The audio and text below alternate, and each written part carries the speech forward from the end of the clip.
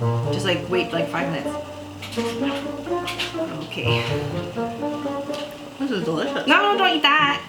I'm literally making you hot pot.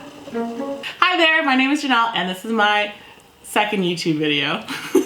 And it's a mukbang. Mukbang? A mukbang with Lisa Lee, the Viet vegan. We're so tired because we went on a hike. Yeah. So you haven't seen that video. I'm a little sleepy. But we're gonna try and answer some questions that you sent to Lisa Lee. I'm so tired. Duh. Okay, So I have like a communal pair of chopsticks that I'm gonna use to put stuff in, but you can also use your hands if you want. And you haven't used those yet, so you can just put those in. Oh, these are for eating. Yes. I understand. So I'm gonna put in some, oh no, I lost some mushrooms. Shimeji mushrooms. Tofu. Some greens. Oh yes. Oh yes. Oh, what a fun pot. Oh yeah. All right, let's bring that heat up a little bit. Baton _ twirler _ 2010 asks, who's your favorite, me or Allie? That's bad. I like you both for different reasons. I do. I think Allie is very whimsical and different, and Lauren, honestly, because she's very unique and she's very creative, and she's in the same program that I studied, so. Oh really? Yeah, she's in film. Oh cool. Yeah. How long have we known each other? We have known each other for... Since 2013, I want to say. Yes, that would make sense. Yes, it's 2013, so that's 7 years. Yeah. We've known each other for 7 years. Nicole asks, how are you? I'm very, very well. I'm really hungry. I'm really tired. My thighs hurt from hiking and sliding around all day on the trails because I'm afraid of ice. And Which is fair. the trail was covered in ice. Yes. So Because it's March. I was afraid. So I'm a little tired. It took a lot of mental energy to not fall. So, ooh. Okay. I really like them in noodles, actually, or in soup. I didn't think I would.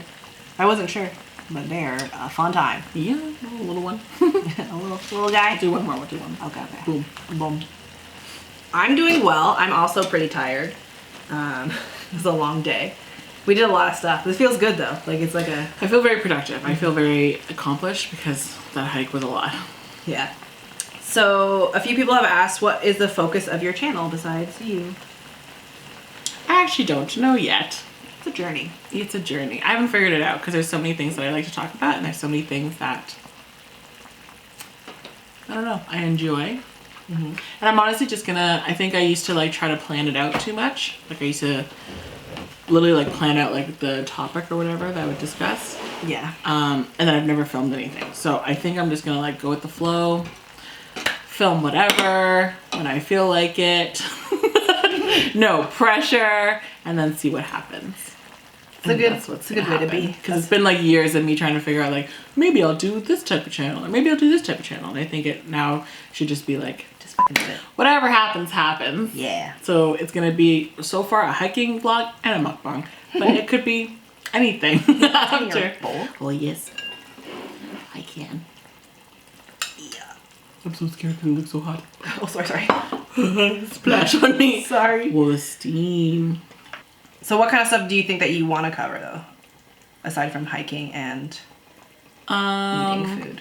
My main plan actually was like, my most recent plan was to do kind of like vlog style, but of like trying new things.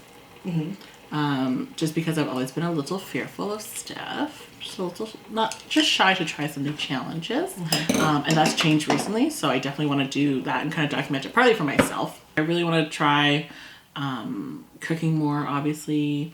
I want to do more like thrifting stuff. I'm really passionate about thrifting, like antiquing and vintage shopping. I want to do that. But there's also like plus size stuff and confidence stuff and discussing everything. Yeah. So it could be a variety of things. Because you're a really good like talker, and like you've actually worked through a lot of your stuff while talking. Yeah. While talking. So this is the tool that you're going to use to figure out more stuff.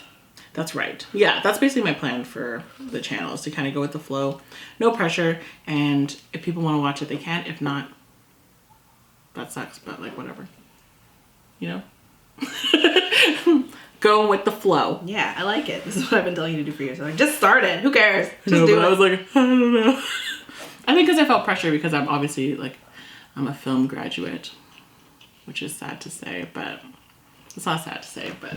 I mean, it takes more than just a film degree to be able to like sit in front of a camera. And But I felt like there was pressure because someone would be watching me being like, she's a film grad. What?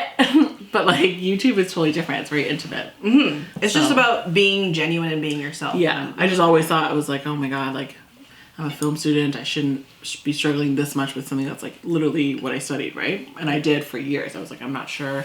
I really wanted to start a YouTube channel for years, since like high school, since it came out. Because I loved YouTube growing up, right? Someone said, no question, just congrats. Wishing you lots of luck and letting you know that I'll be tuning in. That's nice. That's really nice. Let's talk about something kind of fun first. Your birthday / astrological sign. I was born on February 14th at 12:03 a.m. I know that because I just looked at my birth chart. It was like literally an hour ago. And my sign is an Aquarius, and I'm a Scorpio rising and a Gemini moon. Yeah. I was like, there's Gemini in there somewhere. The emotions. So my birthday is August 16th, and I was born at 10:12 a.m. So I'm a Leo, and yeah, it's kind of like weird. Also, I really like my sauce. You should try it. Okay. It's really tasty. There's not a lot of room here. It's really tasty. Steal that back. It's a good time. Yeah, so my rising is a Libra and my moon is Cancer. So I am a crabby bitch that takes everything very personally. And I need to be loved by everyone. Hence why I'm on YouTube. I'm just moody. And I was actually looking at both of our charts together, and we're both like the strongest sign of both of our elements. Yeah. And so when I look at our compatibility, it's like you both get along well because you have similar like energies. I'm struggling so hard with this piece. So I was just like, I was always curious. I was like, you're a water element and I'm fire. We should not be getting along, but we do. apparently we do. What's the hardest thing your friendship has gone through? Although we kind of covered that in our last mukbang that's on my channel. A 6-month hiatus. Was it 6 months or was it a year? I don't think it was a full year. It was a long time. I just think it's like in my head I've placed it at 6 months. It might even be longer. Yeah, that was like the hardest time. We go into more detail about that in the other video, but I don't think there's anything else we've really... No, it's like definitely the top. there have been times where like our communication is a little off. Uh-huh. But we've worked on that. But it's mostly like I'm way too logical about things sometimes, and I'm not very good at like listening. And like sometimes when people ask me for help, I'm like, oh, here's a solution. But like people just want to be like heard instead of like, here's how to fix it. You've gotten like 10 times better at that though. I said that like in the last video, that's been like the biggest change. And I can tell because when I'm like saying something, you're like, you know what? The way you feel is valid. Like, when you used to like try to be like, here's some advice, take it. And then you'd be mad. Versus like now it's like, what do you think you should do? Like, it's really, you're not like passing the buck either. You're like literally just like, I'm just trying to help listening. you. Yeah. But it's super different compared to like 2014 Lisa. Who was like, there's this link I found on how to fix this. Yeah. And it's funny too because I asked my mom for something that was like kind of crazy. I was telling her about like a crazy thing that happened, and she's like, you should do this, you should do this. I'm like, oh, this is where I get it from. Oh, yes, okay, yes. Yeah. It's always the worst. It's when you see your mom doing something and you're like, Shit. oh, wow. That's me. Yeah. Right in front of me. Yeah. What is it? The worst part of me. It's like so weird too, because like right now we're both like in our late 20s and we're like discovering, I mean, we always knew this, but like our parents are definitely flawed humans, and like those flaws are becoming like really apparent right now. At least they are for me. Yeah. And like it doesn't make them bad people, but it's just like everyone is flawed in like a way, and so it's just like you're like looking at it, you're like, wow, I am the adult in this situation. Well, and I see the traits that annoy me the most about my mom in me at my worst. So I'm always like, shoot. Great. Yeah. Happy Women's Day, because today is March 7th. What do you wish for the next generation of women to change? That's a big question. I know, right? Jeez. That's why I started with some of the low balls first. I wish for women to have more self-love. No.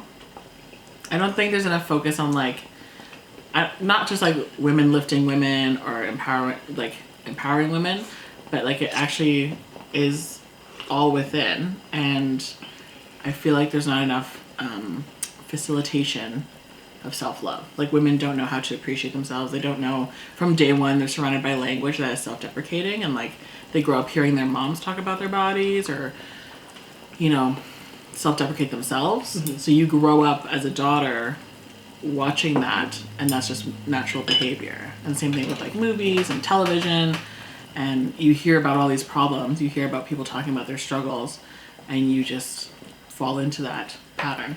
Yeah. Right? So women don't really know how to like communicate the struggles they're having, A, and then B, also find like self-love and like actually figure out how to start that journey. Because like it's wild to like really look and like, wow, all of that strife in my life changed completely when I just learned to accept myself. Oh, so weird. And you're like, wow, everything's just coming together. Yeah, it literally just happened 2 months ago for me. So like, and it's hard to say to people who are like, you know, people are asking me like, how did you do it? Or like, how did you get better? And I'm like, I don't know. It's just like it feels like it was overnight. I know it wasn't. It's a process. But it does feel just like, poof. like something just kind of clicked. And then from there, more things click and more things click, right? Yeah. But I think it's also like, it is very much environmental. Like who you're like spending time with, who you're surrounding yourself by, and then also like the tools you have handy. Definitely like talking about the issues that I had and like having a therapist and like kind of talking that out and being like, oh yeah, I guess the kind of like way that I would talk about myself or the way that I view myself is like problematic and is not the way that I would talk about my girlfriends or my friends or people that I love. Like I would never talk about the people that I love that way. Yeah. So why would I talk about myself that way if I'm supposed to love myself, right?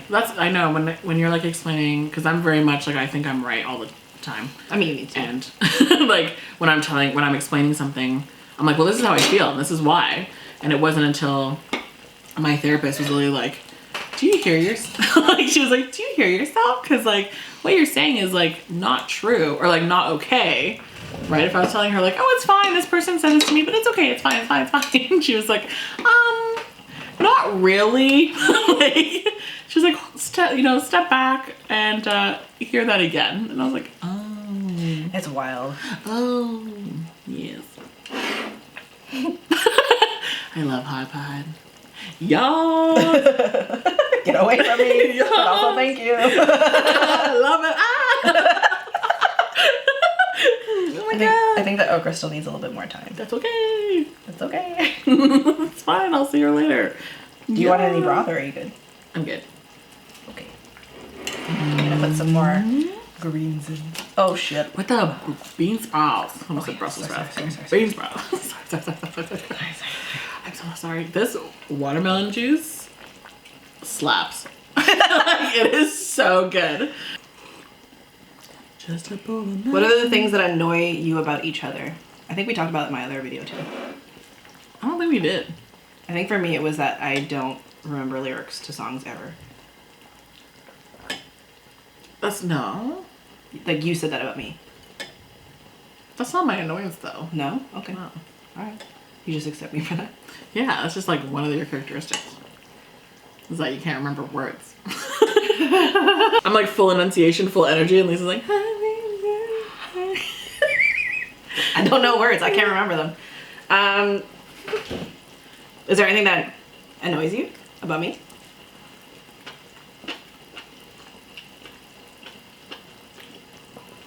I don't think so. I have one thing. Oh. Okay, well, let me think.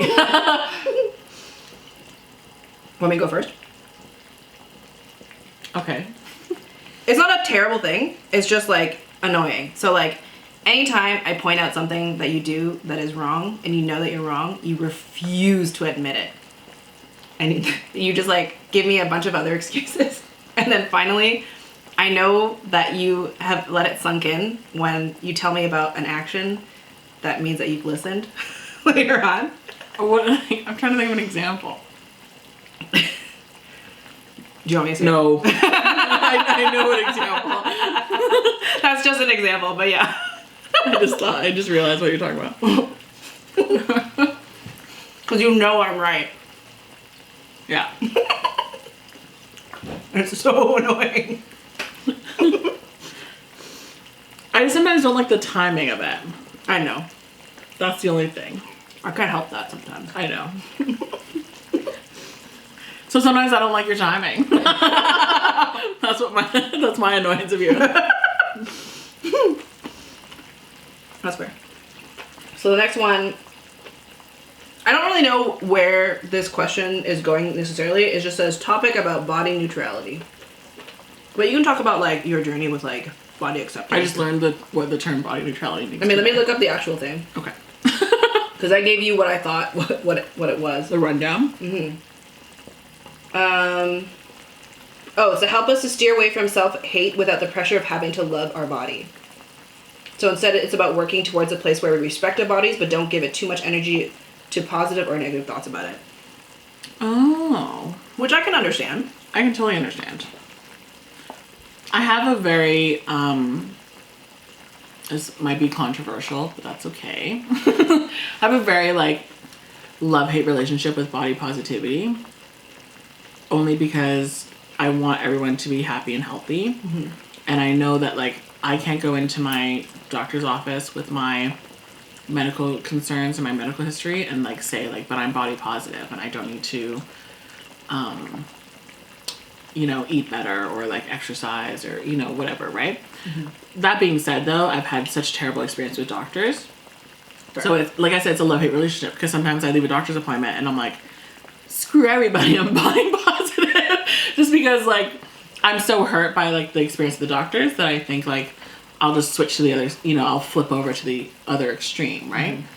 And then there's other cases where I've had really wonderful doctors tell me, you know, how to get healthier, how to, you know, how to work on things and give me, like, a concrete plan. Mm-hmm. And that's when I feel more, not less body positive, but more, you know, health conscious and vice versa. And that can sometimes seem like the enemy to body positivity as a movement. So it's a tough handle, but I definitely I think body neutrality is a wonderful, I like that term a lot, middle ground, because it's your body is not, your body's a vehicle that you're riding life in, but like, it's not the focus. And it honestly wasn't a huge focus for me until people would bring it to my attention. Mm-hmm. Right? Yeah, I think that like body neutrality is a really interesting perspective of it, because I think that like our bodies, no matter what shape or state that your body is in, is worthy of care and respect. And I think that it's okay to not love certain aspects of your body. And like if you, because I feel like with body positivity, it really sort of removes any room for anyone to like desire to recomposition their body if they want to, you know, reach a certain health goal in a certain way. Like body positivity, I feel like doesn't really leave room for people to like have goals like that in a way that's not problematic. Well, and I've like felt like people have made me feel not fat enough to be upset about being fat. You know what I mean? Mm-hmm. Like people are like, well, you're lucky because you can fit into some straight sizes or whatever, right? Mm-hmm. So sometimes I feel not experiencing, you know, fat phobia enough to fit that that standard of body positive. Right? But yeah, I think it's like you can love your body and you can like love yourself, but like feel unsatisfied with like your ability to run or your ability to lift a certain amount of weights. I think that there's a fine line between obsessing over pushing your body to certain limits. That's like unhealthy, but like there's like so that. much more that matters besides your body. Yeah. Your mind, your emotions, your feelings, like your experience. There's so much more. Like I said, the body is just a vehicle. Shit. I just started using the communal chopsticks. Who cares? Okay. Please talk about the disadvantages and advantages of your multicultural background. Oh. That's such a good laugh. Juicy. I have so much opinions of this.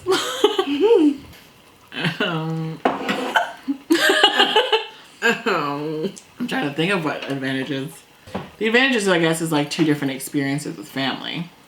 Yeah. Like I get to experience a very English Canadian upbringing, and then I also get to experience Filipino culture.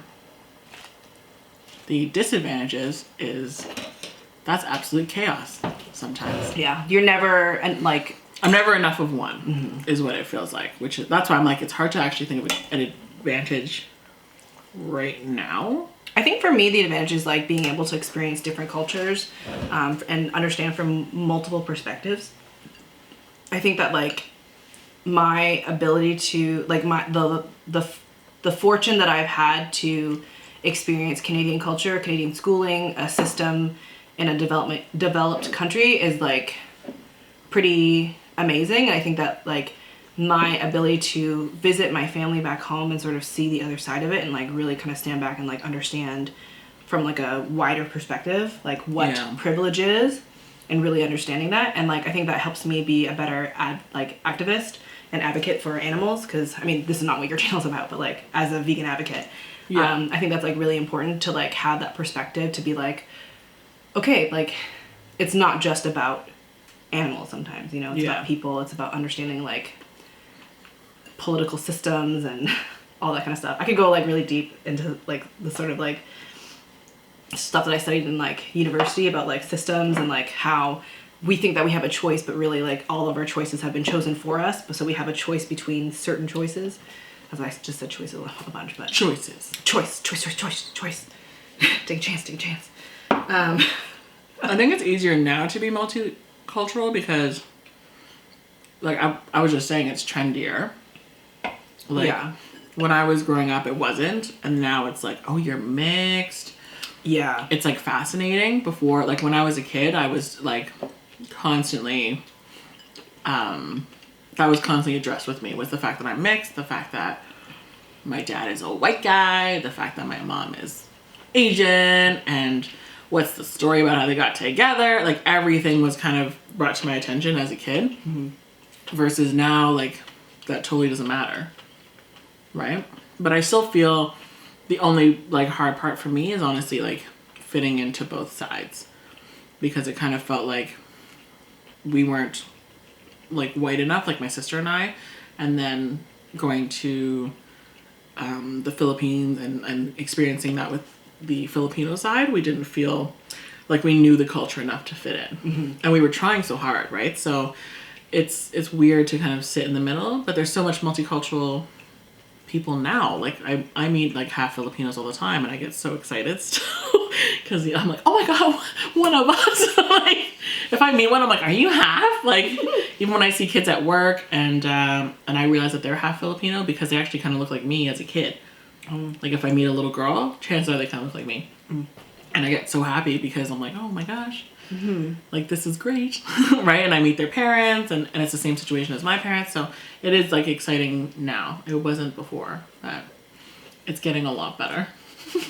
Yeah, because like I'm not half, I'm like fully Vietnamese, but I grew up here in Canada, so I almost like didn't have an excuse to like be as whitewashed as I am.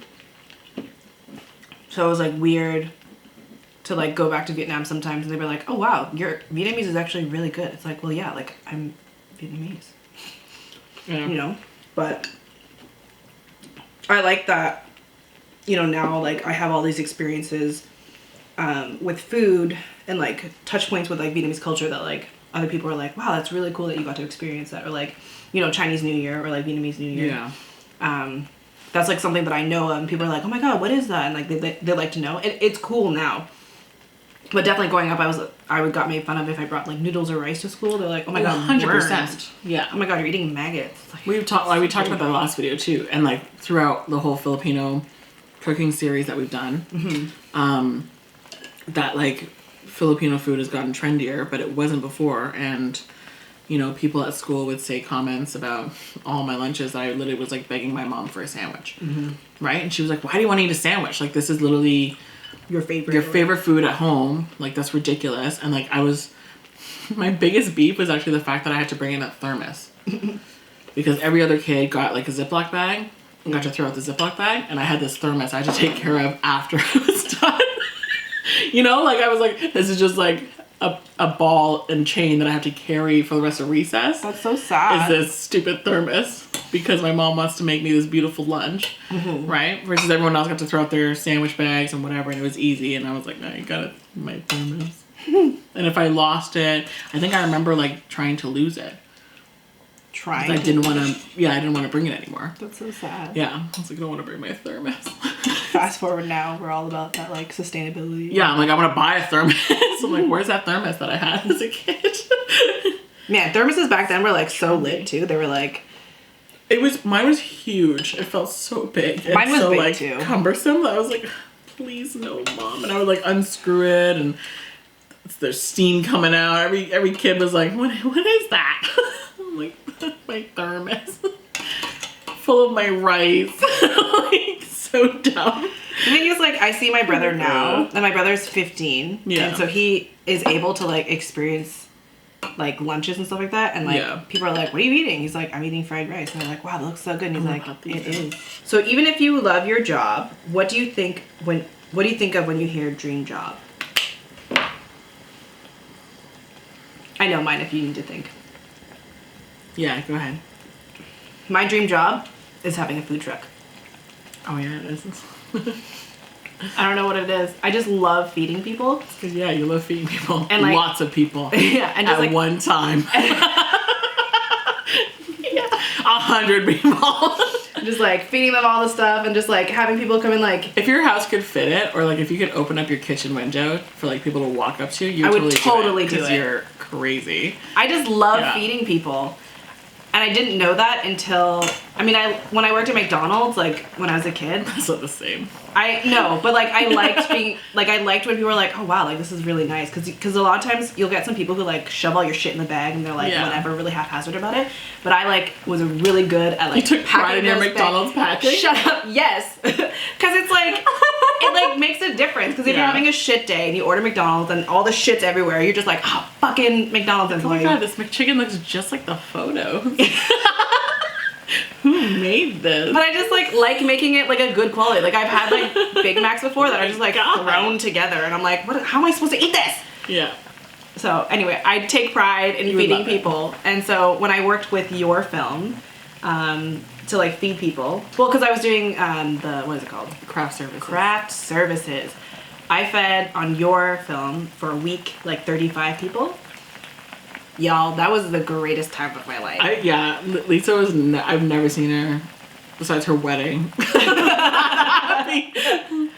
Just because such a good time. Everybody was coming to you, or like they would be feeling down, and Lisa would hand them like a bowl of soup, and you would see them go like, "This is delicious." And Lisa was like, "You're welcome." Like she's just behind the kitchen counter, just like every single day. And then if people were out shooting, like late night or whatever, Lisa would go out and like bring them their oatmeal or their soup because they hadn't come in yet, and Lisa was like worried about them. Yeah, she was like, they haven't eaten yet. I haven't seen so and so yet come in, so he hasn't eaten in 6 hours. Like she knew everybody's schedule. And I would be like, I don't know, Lisa, we're trying to make a movie. Like, yeah, but like I haven't seen him. Like he needs to come inside and he needs to have something to eat because he hasn't eaten since breakfast, and I know that because I haven't seen him come inside. So what's your dream job? I have like a number of dream jobs. I've always wanted to like run like programs for photography and film for kids, especially in like low income communities, kids that don't have access to that technology, to kind of create like a mobile workshop that can kind of travel to schools or Okay, Mother Teresa. community areas. Well, because I think they'd have really good projects coming out of them. Yeah, and it's like really creative stuff. It's really good for like kids to have that outlet too. Yeah, just like a pop up of like 2 weeks, you know, here and there, whatever. Yeah, my other like dream job is obviously like talking. So podcast. Yeah, like it could be like a podcast or obviously a YouTube channel. I don't know what it is yet, or like I don't know exactly what I would talk about, but I feel like I'm good at talking and getting people to talk. So. You're good at talking about literally anything. Thank you. Thank you. But I think I also like have I have a really good way of like getting people to talk. So I think if it was like, I don't know, like I don't want to say like journalist, but like a host of something, or I don't know, Dear Diary, but dear interviews. Yeah, I would love to interview people, or at least like have a conversation with people and get paid. Yes. What are your experience on dating on the apps? Okay, my experience with dating apps has been interesting. I think when I first started, I wasn't really sure how to like suss people out and like understand their profiles and get a good gauge of them through conversation through text, which I know you can't possibly know anybody through text, but I definitely am a lot better at figuring out who I'm gonna get along with or who I'm gonna have like a decent first date with.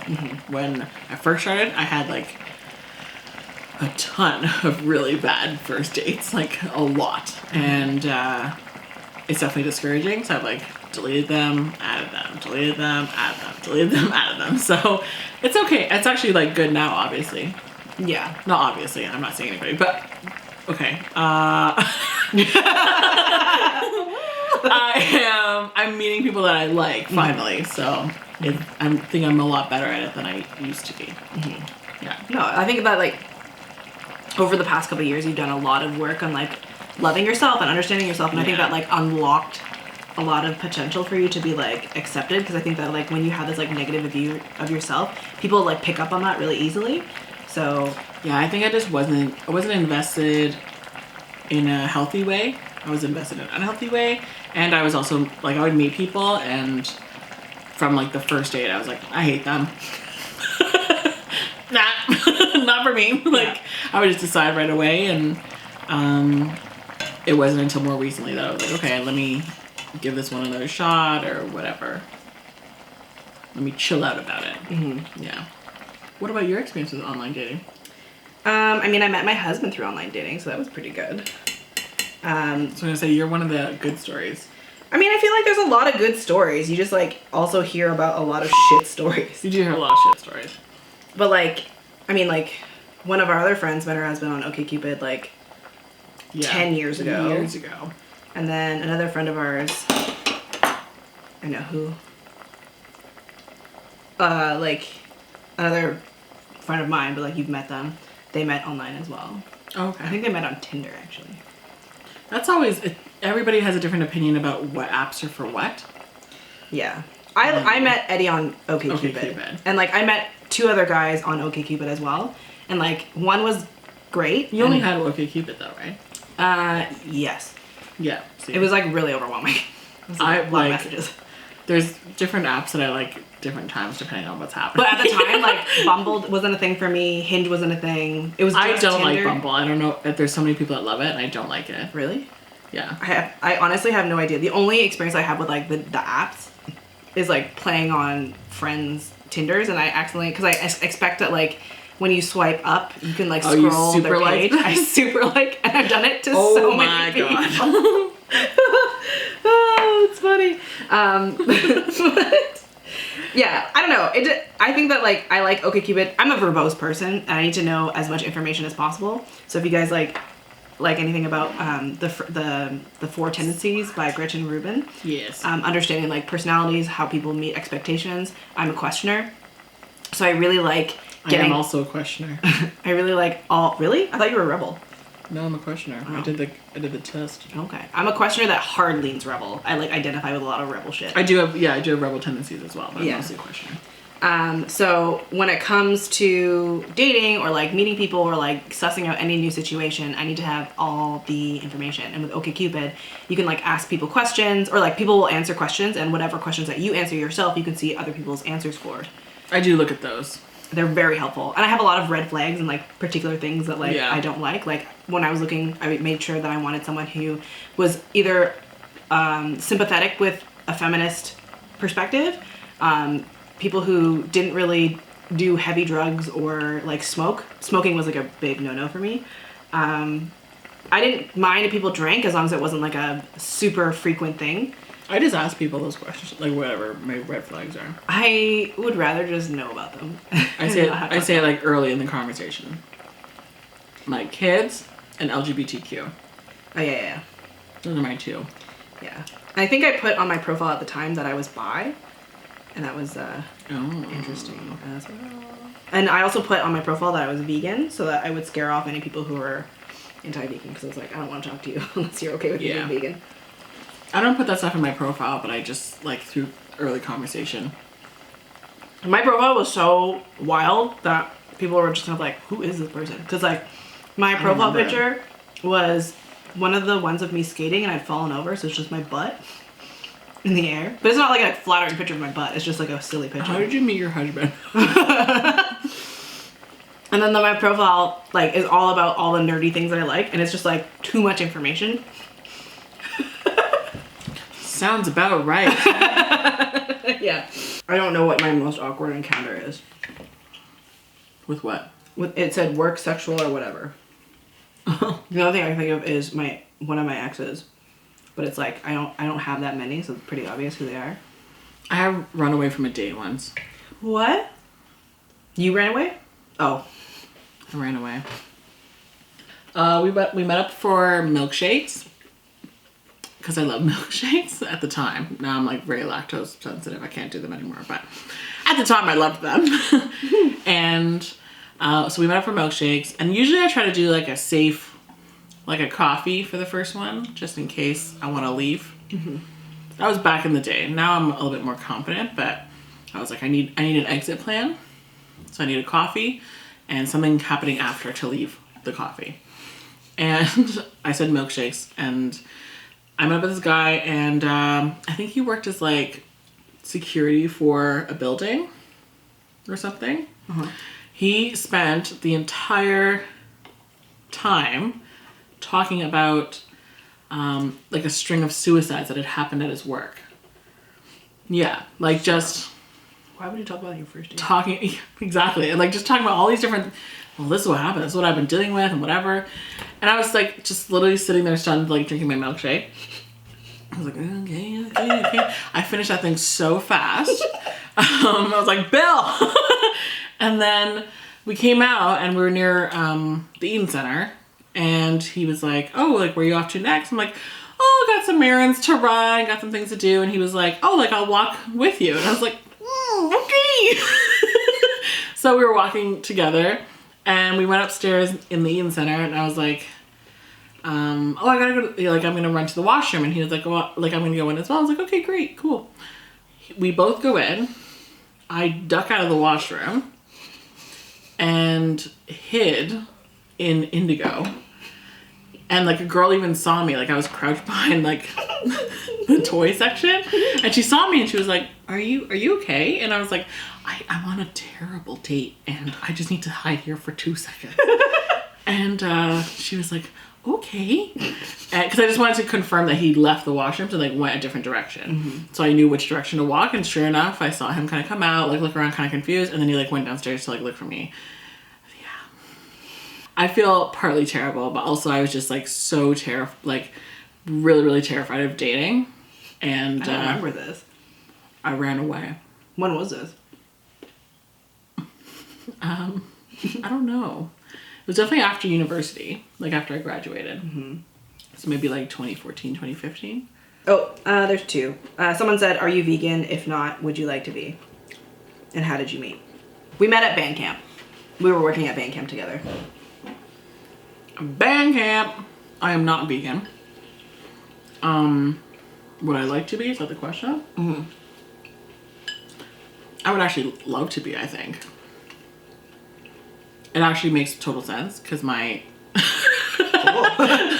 News to me. No, well, I mean, the hardest parts, of course, is like, I know it's stereotypical, but like cheese. But it's bigger than cheese to me. It's mostly cultural stuff.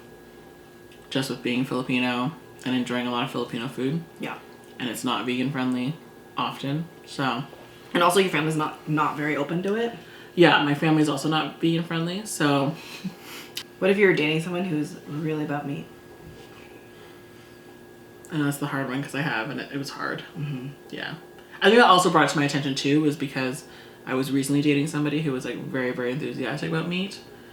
And I realized how much I hated that. Sorry. Yeah, like flexible is fine. That's totally fine. Like if they're open to having veggie burgers, but they all, you know, whatever. It was hard to, I did eat a steak and I was very upset about it. You shouldn't have eaten it. I know, but he made it and he was so happy to have me try it. I hope he doesn't watch this video. But he was so happy to have me try it. I was like, okay. And like I was sweating the entire time. So I was like, am I gonna die? Didn't you know you would get sick after eating it? I told him like, oh, you know, I'm not very, I don't know if I said sick. I think I might have said like I don't eat beef. I think if he understood that you had gotten sick, he wouldn't have made that for you. Because he cared for you. He was like, no, I'll make you like alternatives, whatever. And then that night he was just like, I'm gonna make steak. Like, let's go. Like we went grocery shopping. Let's. It was so hard. You had every opportunity to be like, hey, how about we make something else? You freaking ding dong. I literally was like, oh, I remember because I turned it cute because I started to feed him pieces of it. I was like, I'm I'm like, it's so good, you eat it. I was like, I'm so full. Oh my god. So I was like, do you want some? And I started like feeding him the pieces. Oh my god, I didn't know you I'm did not that. gonna send this video to him. Yeah, I'm gonna find it. I was just like,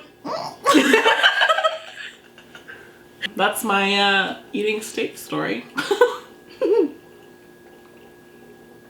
And the last one will be, what is your favorite childhood memory? I had a couple like family friends and we'd have like sleepovers like every other weekend. Mm-hmm. And like we'd play games and it was like, one of them, it was really stupid. It was like, we're all hiding under a blanket and it's like, we all have to hide our head.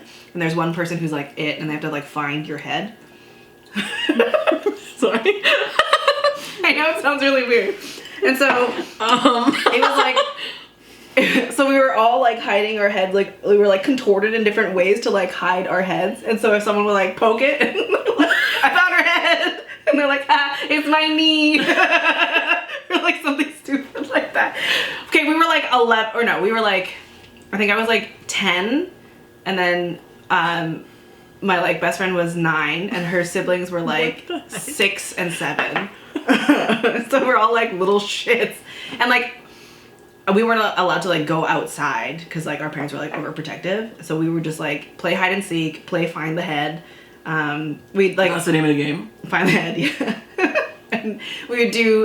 We had like a treadmill, and like we drape a blanket over the treadmill, and then we just we'd grab onto like the handles and we'd shoo ourselves off of the treadmill. What the heck is happening? Yeah, Disney World was like amazing, but honestly. So I was 12 turning 13 and the last day, the whole week I was like totally on cloud 9 obviously. I was like meeting every character, seeing everything that I watched for years and years and years on VHSs and stuff. Mm-hmm. And the last night we were there, we did Magic Kingdom, which is the main castle park if you don't know. And they do this amazing, every night, every park does a fireworks show. It's crazy. Like the production value of these fireworks shows is nuts. But the Magic Kingdom one, which we had watched, I think, twice during that week. Because we always just stayed till the end of the park. But the last night we were like, let's do the Magic Kingdom one more time as our last night. And they do like all the nostalgic songs for the fireworks show. And the last song is When You Wish Upon a Star from Pinocchio. And I just lost it. Like in a way that was like totally uncontrollable. Like 13-year-old girl I was literally just like couldn't breathe, crying. Like, it's over. And it was all the way to like, so we stayed in the park, and like there's buses to take you from the park to your hotel. And I was walking in the park still like, distraught, to the point where like at first my parents were like, oh, Janelle, you're so sad, like whatever, to the point where we're walking to the bus, my dad was like, get it together. Like he was like, we're about to go on the bus. And I'm like, I can't. It was so bad. Even the staff were like, is she okay? And the staff are really nice. Like they all feel like grandparents to you. And like there was a lady like, you know, helping people get on the bus safely or whatever. And she was like, sweetie, are you okay? You're really sad. And I was just like, oh. Like hard crying. My dad was like, Janelle, you need to go down. He was like, stop. He's like, we're gonna come back. I was like, we're never coming back. Like I was just like totally gone. And to this day, my dad still is like, you know, we talk about Disney World and like how fun it was. And my dad was like, yeah, remember when Janelle cried? It was so bad. I can imagine you, because like we went on a hike today, right? And there's a couple kids. I'm laughing. There's a couple kids who are like walking down, and they're just like, ah! They're just like walking. It's a beautiful day. They're outside. They're like chilling. Oh and my just, God. I just imagine like little Janelle just like. It's like it's big Janelle because I was 13 Oh, yeah, and I true. was this height. I was like 5'8". Like I was a very tall 13-year-old, and like I looked like a 16-year-old. My dad was like, stop. Like, he was like, I was getting like dad eyes. Like my mom was like trying to pat my back. She's like, calm down. Even my sister, who was at the time 3, was not crying. She's like, yeah, my sister's in the stroller like, what's going on? I was so distraught. It was a very like, I think I just had so much emotions that entire week of like seeing everything from my childhood that it just got released on the last day really, really hard. The characters, I actually thought... Sorry, I'm just laughing because I'm really excited about all the food. All the Disney shake food and the Dole Whip. And I'm like, oh, cool. Like, you know, I like Disney. I'm gonna be emotional about like Mickey Mouse. Like like when we met Mickey Mouse, I had my autograph book and I forgot that I'd put my name as like this book belongs to Janelle Carpenter in the autograph book. So Mickey Mouse, I'd saved the first page for Mickey Mouse signs. Every other character signed the rest of the pages except the first one. And Mickey wrote, like, Dear Janelle, thanks for coming, love Mickey. And I walked away, 13 years old, and I walked away being like, he knows my name. Meanwhile, he checked the front of the book. Like, but literally I walked away, I was like, oh. I was like, It's the ultimate fangirl. yeah, like I honestly thought Mickey Mouse knew me. Well, thanks so much for watching. I hope you stick around and subscribe to my channel. What was that? Because it'll be fun. No, I think... I don't know what I'm doing yet. I think it'll be a fun time. I would subscribe if I didn't... I would subscribe. No, but like, you're just really fun. You can talk about literally anything, and you have a good eye for stuff, so... I'm excited to see where your channel goes and where you take it. Hopefully somewhere. Well, comment below, and I don't even know what you should comment. Nothing mean. What's your most embarrassing or awkward encounter? Yeah, it's true. I want to know that. Any bad date stories? Thanks so much for watching. Bye. I could fall Would you like a beverage? asleep. Oh, the watermelon one. So we're just going to be real close to the flame. Okay. I know you're filming. I'm trying to get out of here so you can finish. God damn.